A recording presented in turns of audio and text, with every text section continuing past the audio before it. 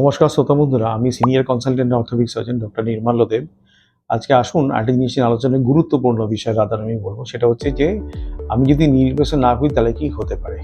নি রিপ্লেসমেন্ট যদি আপনি না করেন তাহলে আপনার নিটা তো আস্তে আস্তে ড্যামেজ হচ্ছে। আপনি হাঁটা চলা যেটুকু করছেন ঘরের মধ্যে জিনিসটা তো প্রোগ্রেস করছে। দুটো রকম ড্যামেজ হয়, একটা হচ্ছে মেকানিক্যাল ড্যামেজ যেটা হাঁটা চলার জন্য হয়, আর একটা হচ্ছে কেমিক্যাল মেডিয়েটেড ড্যামেজ। হাঁটুর মধ্যে কিছু এনজাইমস থাকে যেগুলো কার্টিলেজকে ডেস্ট্রয় করে দেয়।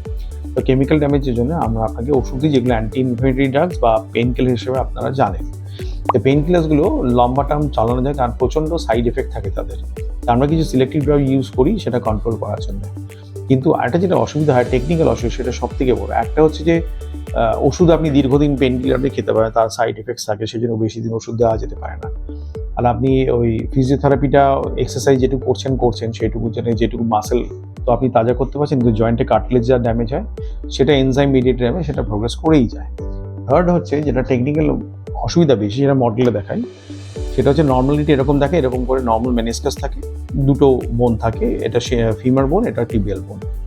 তো কি হয়, আপনার যখন নিটা আর্থ্রাইটিস প্রোগ্রেস করে তখন এই কার্টিলেজটা কমপ্লিটলি লস্ট হয়ে যায়। হাড় এবং হাড়ের সাথে তখন রগড়ানো শুরু হয়ে যায়।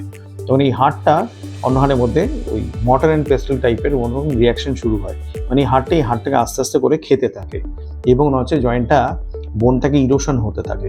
তার সঙ্গে সঙ্গে লিগামেন্টসগুলো, সাইডে যে লিগামেন্টসগুলো যেগুলো প্রোটেক্টিভ লিগামেন্টস, সেগুলো ঢিলে হতে থাকে। তো জয়েন্টটা কী করে, আস্তে আস্তে করে সাবলাক্সেট করতে থাকে, মানে সরে যায়, জায়গা পজিশন থেকে অ্যানাটমিক পজিশনে সরে যায়।